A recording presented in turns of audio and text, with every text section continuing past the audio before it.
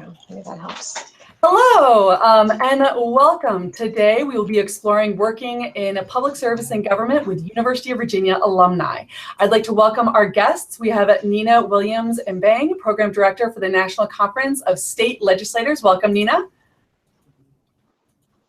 Hello.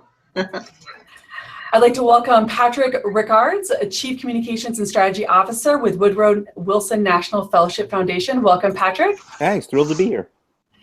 We have Andrea Castle, Director of Training and Outreach at the Tesla Government, Inc. Welcome, Andrea. Hi, thank you. We also have Suzanne Basala, the Chief of Staff with the Toyota Research Institute and previously Executive Vice President and COO of the U.S.-Japan Council. Welcome, Suzanne. Good morning. So let's jump right into it. Why did you choose a job in public service and government? Let's jump on over to Suzanne. Okay, great. So actually, I went to college on a ROTC scholarship with the Navy. So my choice was made when I decided to go to UVA on a ROTC scholarship to join the Navy. And when I was in the Navy, I hadn't had a chance to serve in Japan. It actually hadn't been what I was interested in. I was interested in China. But getting a chance to be in Japan got me very, very interested in alliance management. And the way that we work with other countries that are really important to our national security. And so therefore, I really got interested in how to be an alliance manager. And after about 13 years in the Navy, I left the Navy and joined the government as a civil servant. And I worked at the Pentagon for about 7 years in the Department of Defense doing Japan policy. And my heart was just really in how to keep that relationship strong. And I was able then later in my career to go to the embassy, work for our ambassador as his advisor, so I could go beyond defense and security, and then work in a nonprofit on US-Japan. So for me, my entry was a decision I made for how I was going to pay for college. But then I fell in love with Japan and tried to build a career around US-Japan relations. Now I work for a Japanese company. Excellent, thank you. And Patrick, how did you choose a career in public service and government? The funny thing is, I don't know if I ever actually chose it. You know, when I went to UVA, I was like so many arts and sciences students. I assumed I was going to law school, and so one of my classes I was taking was a class in U.S. Congress in the government department. Part of that required us to interview someone on Capitol Hill for one of our papers. That interview led to an offer between my first and second year for an internship. From there, I was recommended for other internships on the Hill. And then when I was getting ready to graduate, I did what I always intended to do. I took my LSATs, I applied to law school, and I had been fortunate that 2 previous summers I had interned for Senator Robert Byrd of West Virginia. And his press secretary was going on maternity leave as I was getting ready to walk down the lawn for graduation. And what they ended up doing is they called me, they said, look, you know, the senator knows you, he trusts you. Would you be interested in filling in for Anne for the next few months while she's away on maternity leave? And I thought, sure, this would be a fun summer job until I go off to law school. And in the course of those 3 summer months, I realized that my plan was to spend 3 years and $100,000 to go to law school with the hopes of coming back and getting a job in Washington, D.C., just like the one I had right now.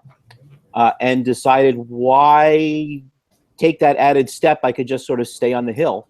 And that's what I ended up doing. So I was fortunate that I had to do an interview that got me there and realized there was this wonderful world in terms of internships. Because when I got to UVA, I was a high school graduate in West Virginia. I graduated from Jefferson County Consolidated High School in Shenandoah Junction, West Virginia. There were more kids in my first year class from Sri Lanka than there were from West Virginia, right across the border. I had no concept that these notions of internships and jobs on the Hill and the power of the UVA network on Capitol Hill was what it was, were it not for that very first conversation. Very nice, thank you. And Nina, why did you choose a career in public service and government?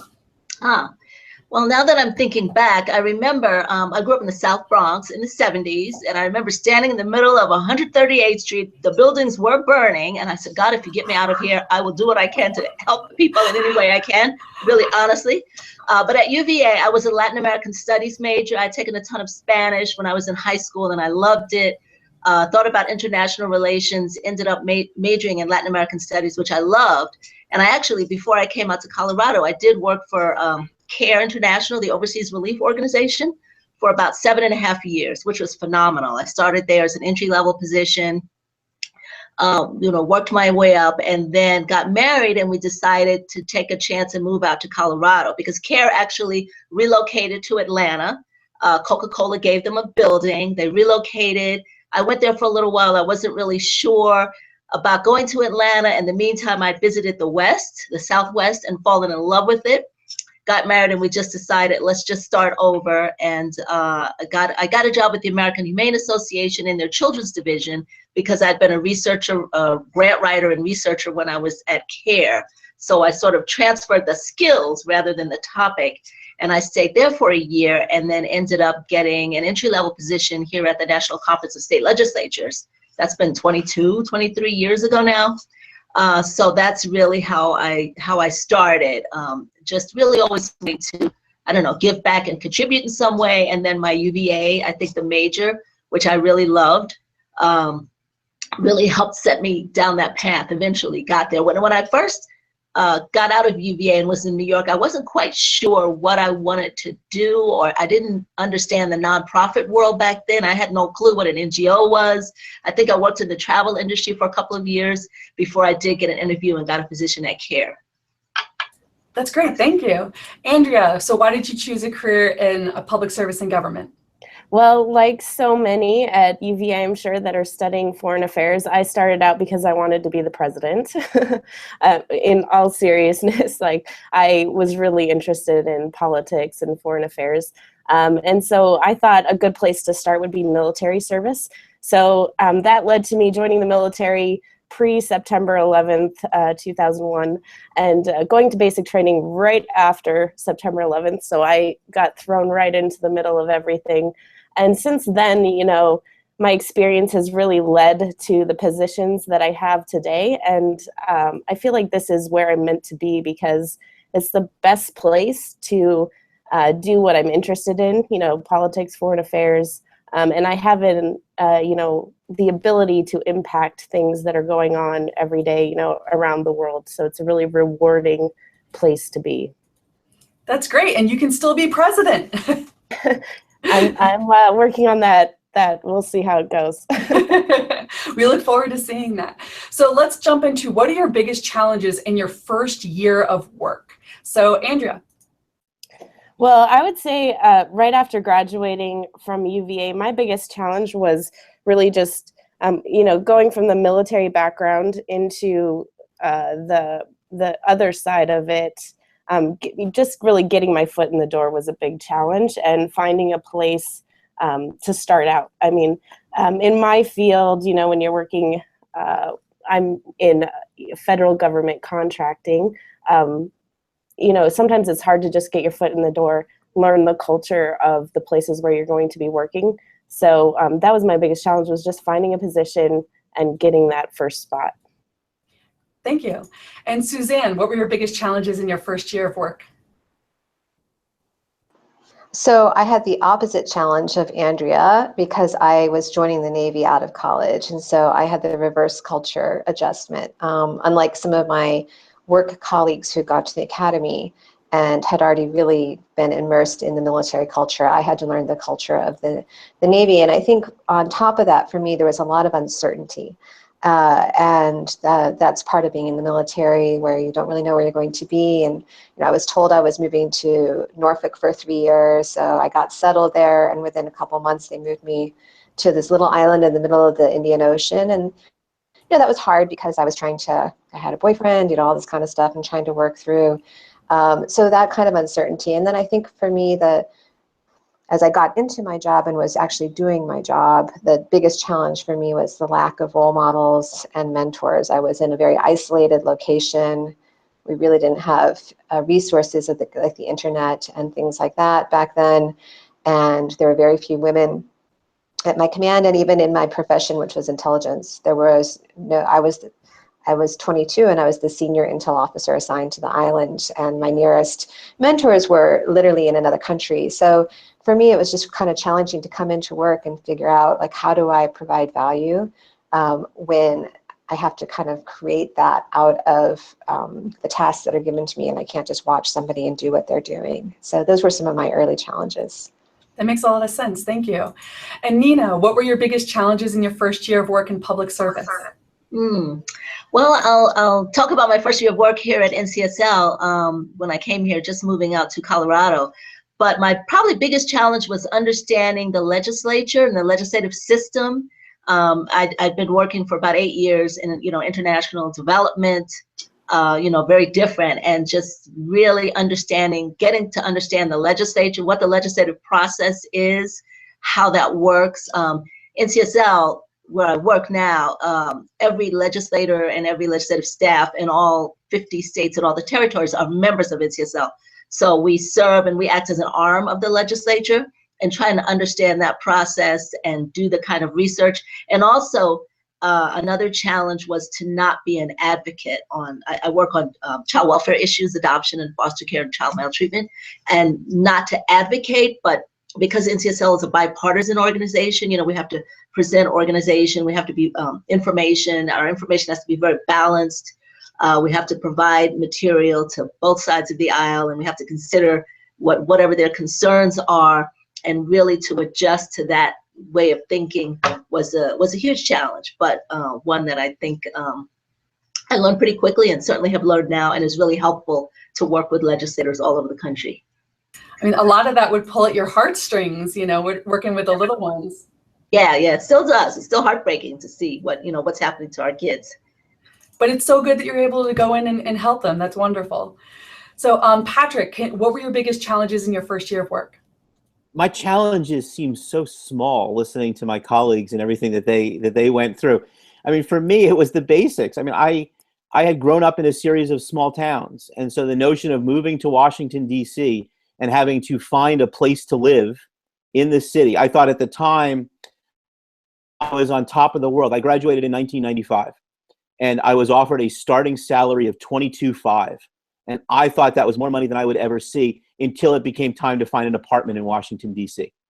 And then, it was, having to realize I got to D.C. just as there was this monumental shift in power on Capitol Hill. So you saw, this mass rush of people all trying to find jobs because their bosses lost. And you get used to that on the Hill. Every 2 years, there's that culture of people who are leaving. And for me, the biggest issue my first year was, I graduated in May. October 1st, we experienced a government shutdown. And so it's not something that you learn about in college. It's not something that you're really prepared for when you're onboarding in a job, in terms of when you're told the government is shutting down, there is no money, no one is allowed to report tomorrow.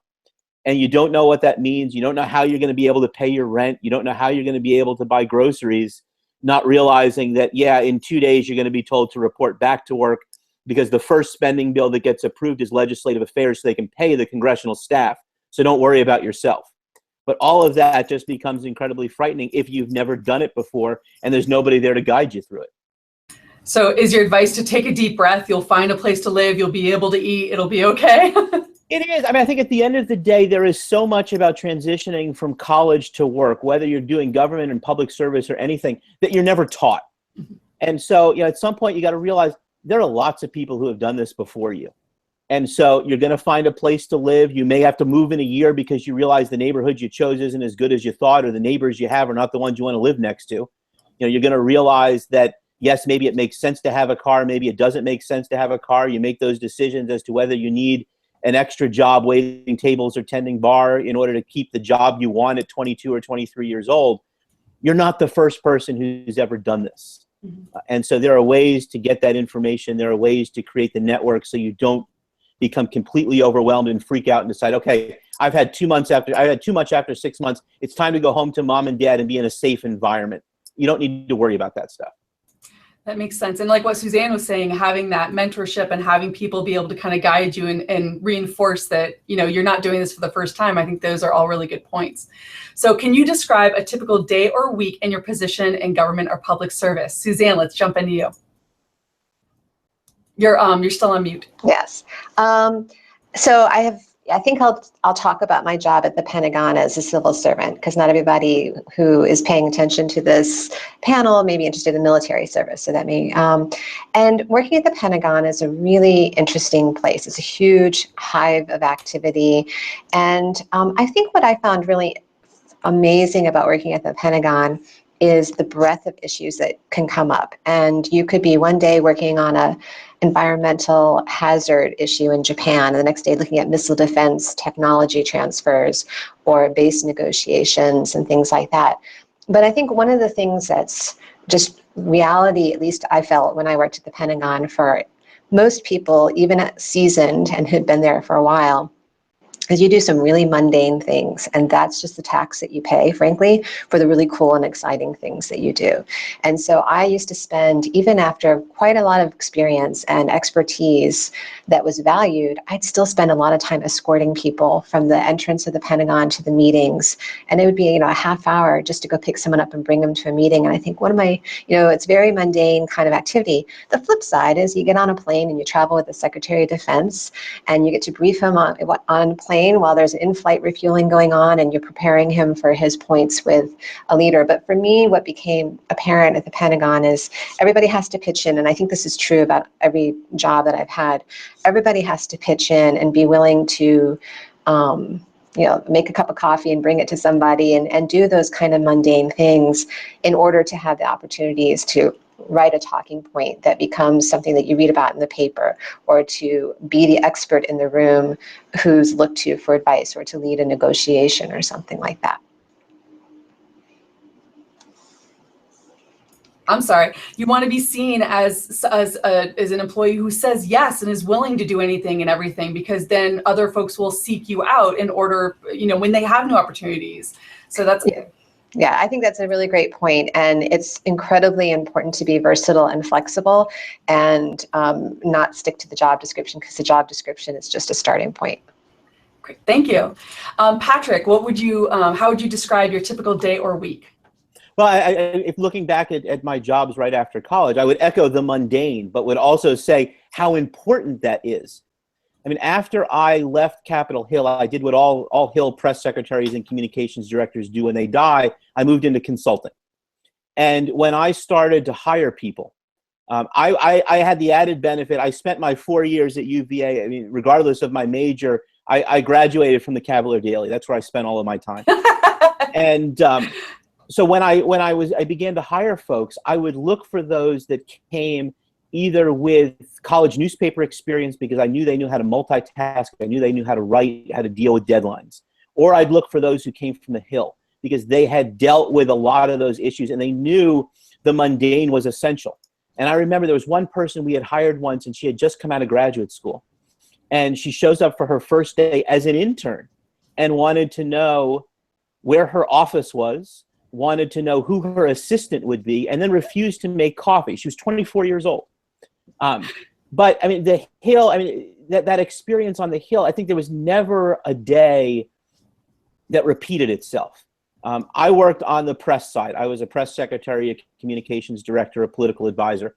And so there was always something new. There was always the next great challenge that you were trying to deal with. And that made it, I think, really exciting, because what it did was it provided me some of the same experiences I had at the Cavalier Daily, in that I was always able to learn something new. I was learning new content. I was meeting new folks. I was trying to come out with new solutions to new problems. So, there was no way when I went to Capitol Hill, within the first 6 months of graduating from UVA, I had a showdown with this upstart reporter for this political TV tabloid called Current Edition. It was a reporter named Bill O'Reilly, who everybody's now heard of. And Bill O'Reilly was going after my boss, Senator Byrd, because we had included in the defense appropriations bill money to train dolphins to identify and detect bombs off the coasts of enemy countries. And Bill O'Reilly was going nuts because how dare we be wasting taxpayer dollars on such things. We had the far left going nuts because what we were doing to these poor defenseless dolphins. That's not something you plan for. That's not something you graduate. You know what I really want to do is I want to have a showdown on national television about dolphins and Navy SEALs and bomb detection.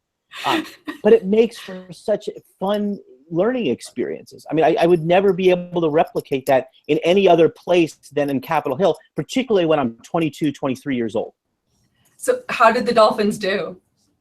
The dolphins were wonderful. I think it's no different than training dogs as bomb sniffing dogs for the police. And at the end of the day, you were talking about an opportunity, a way to save naval lives.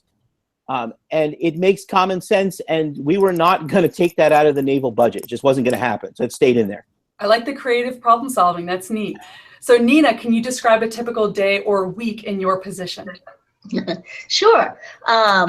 I think that's a favorite thing about my job. Every day is not a typical day. Just as he was saying, every day is different, which is great the whole time I've been here. During legislative session, most legislatures in session like January, February, March, April. That's our busiest time. I start out, I get a phone call or an email from a legislator or legislative staff person asking what other states are doing, related to adoption or whatever.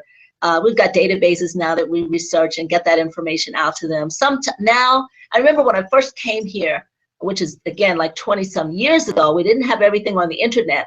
So in our library, I spent most of my day in that library, pulling out those statute books, those paper statute books, looking through them, making copies and faxing, of all things, the information out. Now it's completely different. Basic stuff, legislative staff can get that themselves online, and what's really critical now is sort of making the connections. What are a whole range of states doing?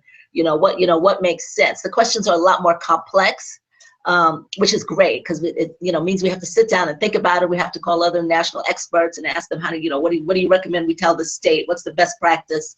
That kind of thing. So we go from answering questions for legislators about what other states are doing to, planning meetings, writing a magazine article on a topic. So my day varies. We're in a project with a couple of other organizations, and we're working with 8 states. So we do a lot of calling those states. What's going on? How's your work plan going? What can we help you with? What kind of information can we get you?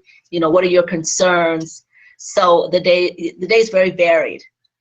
And sometimes within a week, like next week, I have to go to Pennsylvania and give a presentation on kinship care. So actually, I'm working on that right now. I got to do the presentation, got to do some research, update an old presentation, and go its testimony before a committee hearing.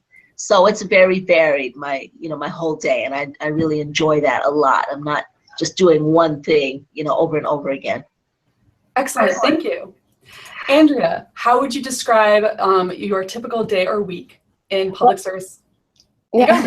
Sorry. Well, like so many people here, I really don't have a typical day. I would say that's one of the things that I love the most about what I do is that every day is different. For my job right now, I get the opportunity to meet with a lot of different federal government employees and train them and teach them skills and train them up on tools that help them do their job for right now. And I would say that that's what I like the most about it is that I can, on any given day be called into a meeting at the State Department or maybe to have to travel to North Carolina to go visit a military unit. So I really like that it is different and I get exposure to a lot of different agencies and federal government employees. And probably a lot of different personalities too.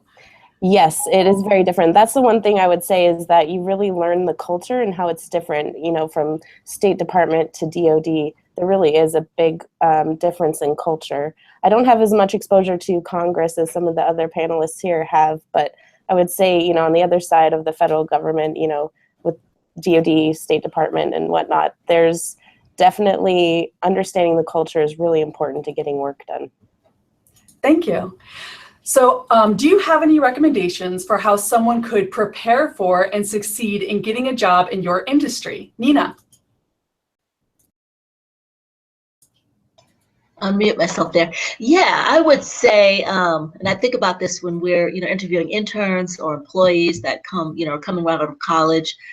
Definitely focus on your writing skills, your public speaking skills, your skills of analysis. We're a policy organization. We help legislators, draft bills, craft policy, and we try and present them the pros and cons.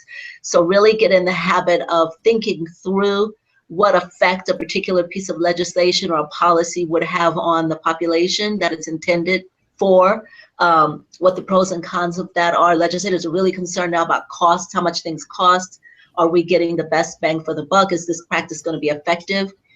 Really get used to that, and thinking strategically what this is going to look like down the line. What other areas is this going to affect? If the more that you think through that, and can do that type of analysis, that's certainly valued here at NCSL. The writing definitely is valued. The public speaking, because we do a lot of testimony before committee hearings.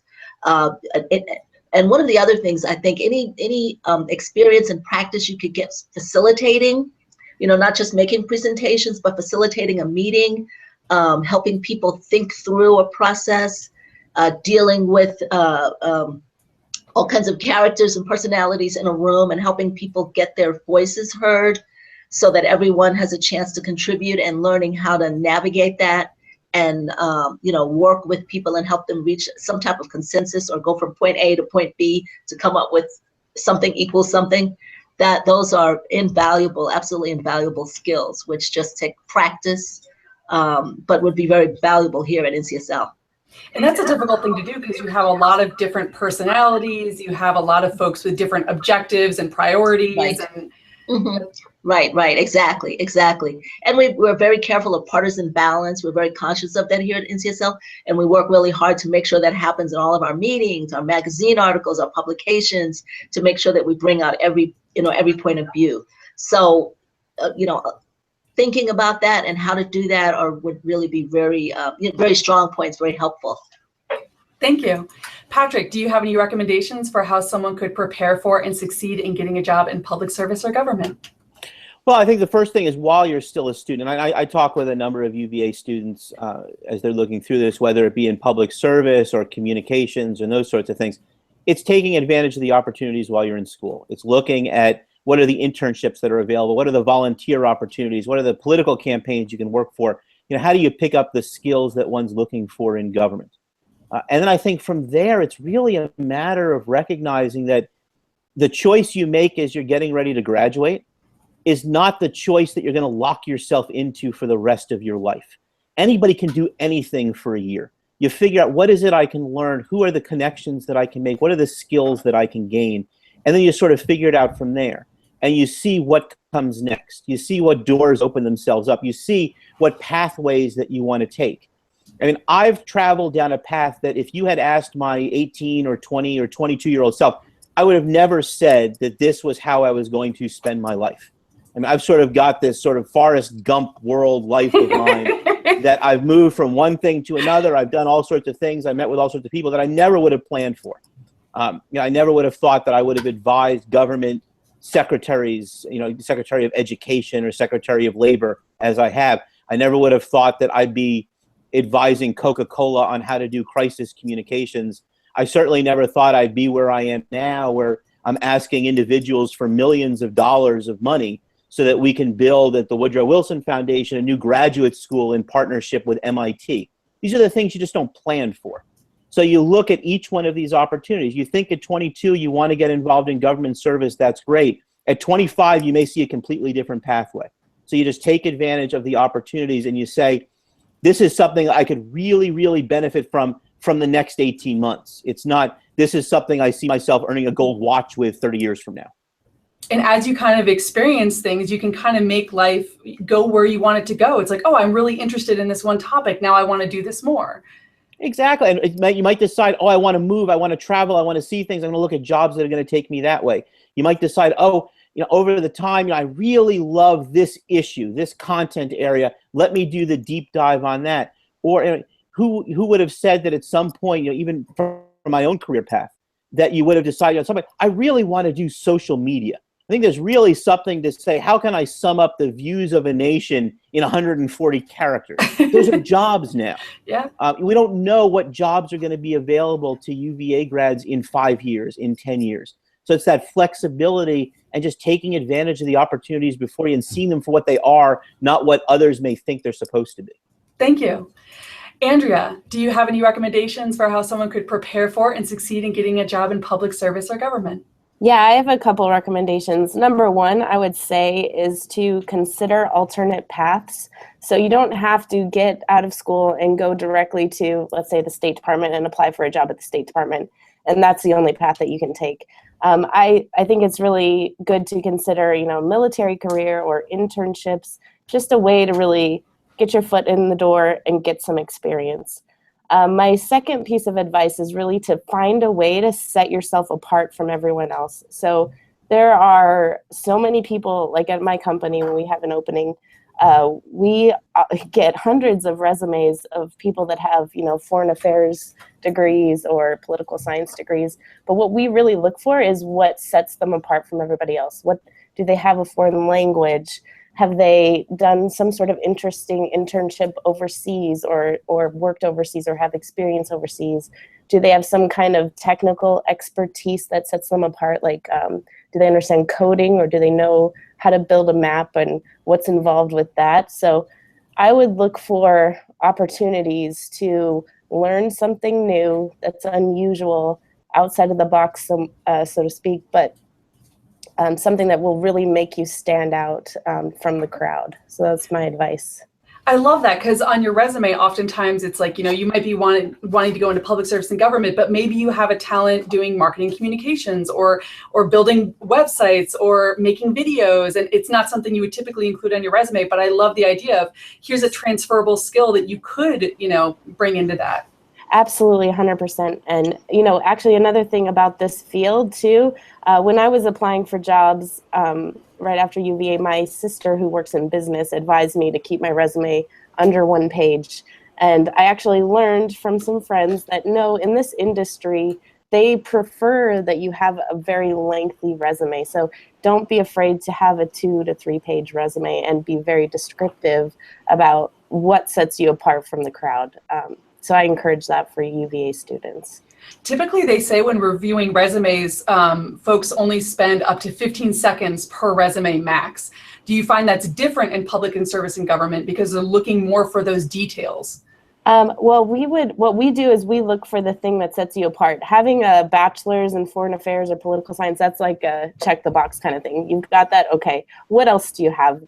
That's what I really look for when I'm looking through resumes. And if I don't see something that stands out to me right away, I usually check the second page or towards the end, and if I don't see something right away, then I just put it to the side, because you just get so many resumes that you really can't spend time really thinking too much on that one single resume. And so really do yourself a favor and be very descriptive and try to find something that makes you different from everybody else. Thank you. Suzanne, do you have any recommendations for how someone could prepare for and succeed in getting a job in public service or government? Sure. I mean, I just first of all want to echo a lot of the comments already, especially Nina's comments about writing and communication and analysis, because the people who really stand out among young entry-level employees are the ones who can communicate clearly. And that's the ones that kind of the leadership looks to and gives more responsibilities to sooner. So I think that's really important. I also really encourage people to, kind of in the same vein as Andrea's comment about having something distinctive, I really think studying abroad or working abroad, as she said, or something like that is quite important. When I look at resumes, I look at them really quickly, and actually I tend to look at the cover letter. I get my first impression from the cover letter. I can't tell you how many generic cover letters I see that are just cut and paste, and I don't even look at the resume half the time. So the cover letter is also quite important in terms of showing your uniqueness and getting someone's attention. But I really like to see somebody has challenged themselves. In my view, studying abroad, especially in a foreign language, is challenging yourself. economically, not everybody can do that. They should try, and there's different great programs and scholarship programs to get abroad. But if not, then showing that you used your time in a way that was really productive and you were pushing yourself. And people do understand if for economic reasons you can't have all the same opportunities. And then I meet a lot of people, sort of kind of opposite of what Patrick was saying. I meet a lot of people who they're like, I want to do what you do, Suzanne. I want to work on US-Japan relations. How do I get there? And there's so few jobs in the government that are actually alliance management. So people just need to, my advice to people is get in the system. If you know you want to be in government as a civil servant, get in, go and work in the HR part of the organization that you want to work for. Go and work, if you can get a job in, HR is actually a really great way to get in. And when I worked in policy, it was quite hard to get in if you weren't former military or PMF.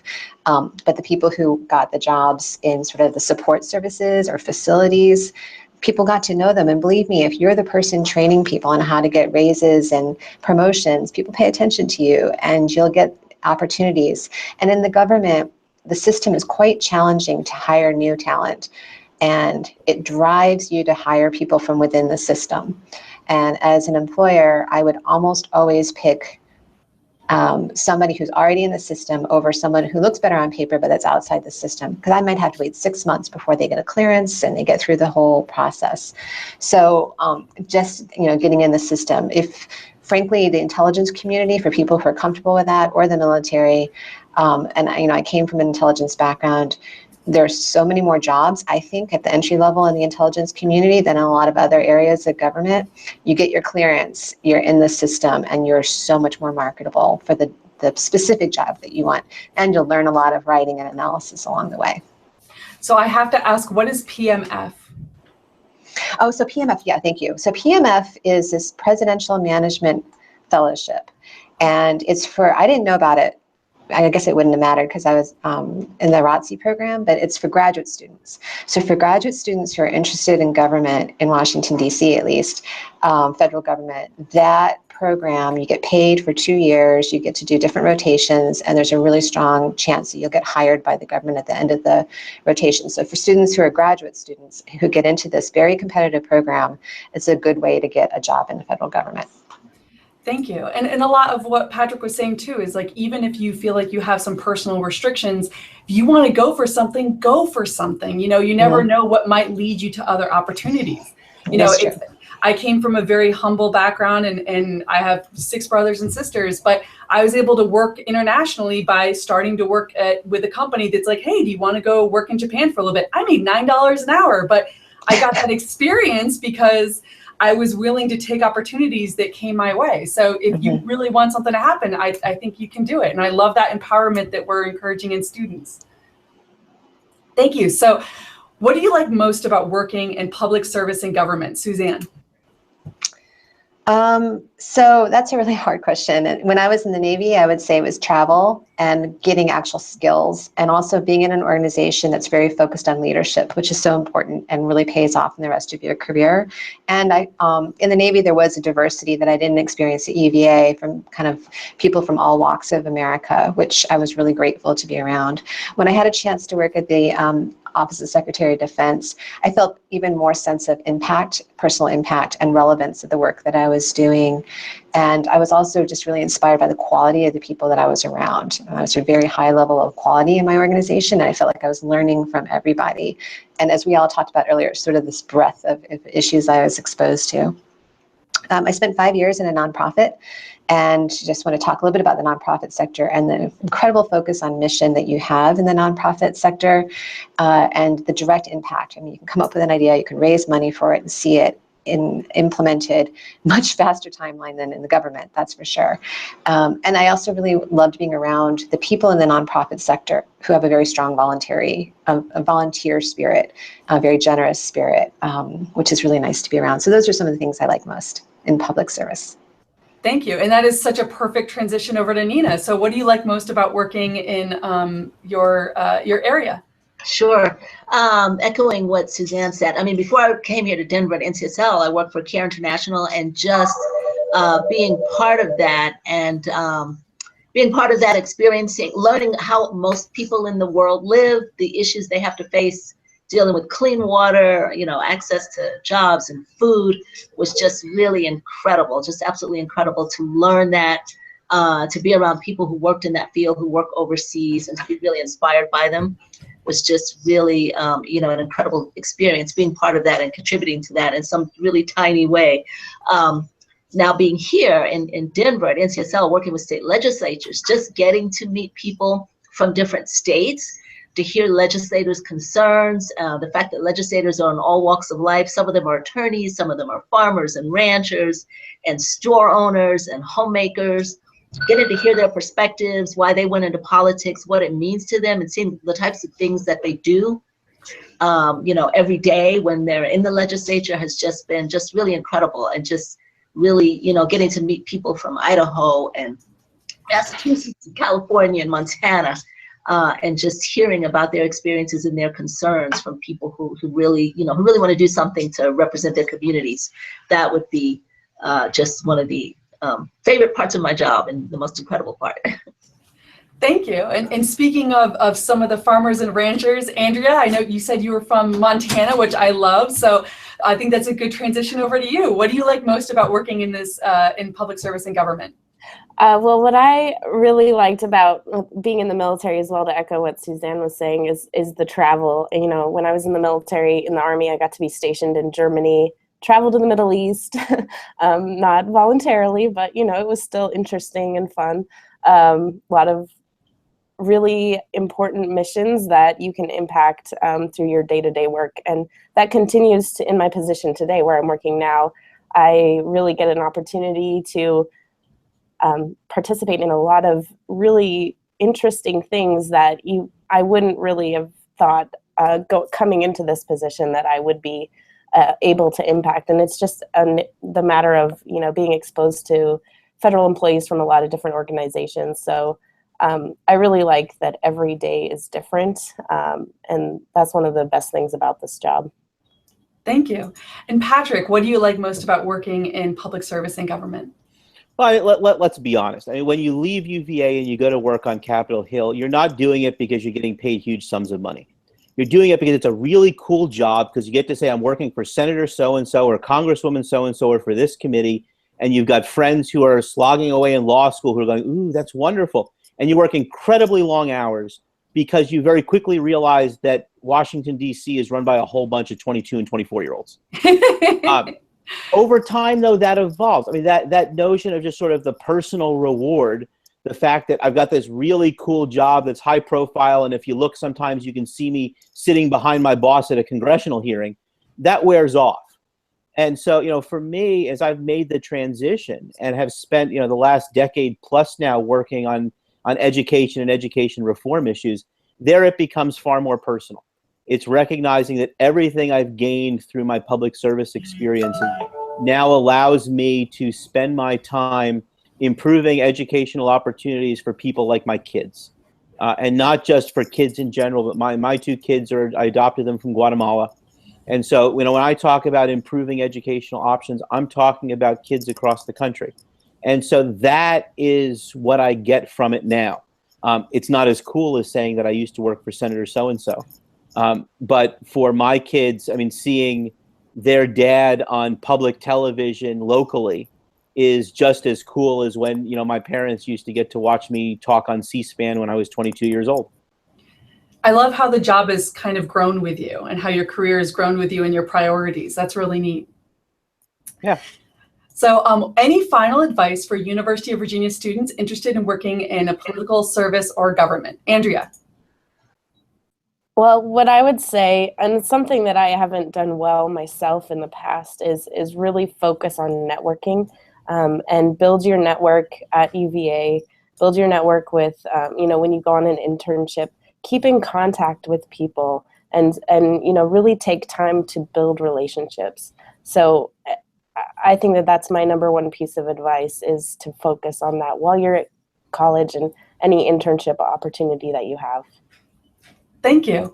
Nina, any final advice for UVA students interested in working in political service or government? Yeah, I would say learn to listen to people, listen to the folks that are already there and the job that you're going on. When you're interning or volunteering, listen to the constituents that, whoever your organization is serving, really just take the time to listen to what they're saying, to understand what their issues are. You can learn from them. You can learn from all the people around you, and that will help round you out and will help give you some experience that will be invaluable. Thank you. Suzanne, any final advice for University of Virginia students interested in working in political service or government? First of all, do it. In my life, I've figured out that the two things that are most important to me in a job are that I feel like the organization I work for really matters, and then how I do my job really matters. And so if you're in public service, you've already taken care of 50% of that. Everything in public service does matter, and so please, we need the greatest young people in public service.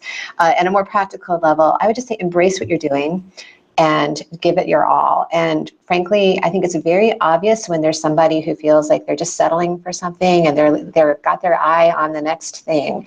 And frankly, as a boss, I don't want to invest in an employee like that. I don't want to give them the same opportunities. I don't want to give them the same development. And I focus my energy on someone else who's really, really committed. So you really need to show your commitment and embrace the job, and you'll be happier that way anyway. And I really, in my life, I've had great opportunities, not because I was looking for them, but because I was doing something really well and people noticed that and gave me the next opportunity. So I really like to encourage people to sort of be satisfied and give your all to what you're doing rather than always paying attention to the next job. Thank you. And Patrick, any final advice for UVA students interested in working in political service and government? I think continuing along those lines, this has to be something that you want to do. It has to be something you enjoy. I wouldn't say it has to be sort of a passion project, but if you're doing this because you're trying to get an item on your resume for the next job, if you're doing this because you're doing this because you like the title or you somehow think you're going to make good money doing it, that wears off very quickly. So, use particularly these formative years after graduation to figure out what is it I want to do and explore different things and see what is out there and what is possible. And then really follow where those interests and those passions lie, because that's what's going to make the most difference, not just for you and your family, but on the job itself. You have to enjoy it. Otherwise, you're just watching the clock and figuring out what comes next. And none of us want to do that. Excellent, thank you. So all of today's guests are mentors in Virginia Alumni Mentoring. University of Virginia students can log on to alumnimentoring.virginia.edu now and connect with other alumni for additional insights about the process of starting a career in their specific field. Thank you so much for all of you for joining us today. Make sure to check out more career and industry insights on career.virginia.edu. We will see you next time.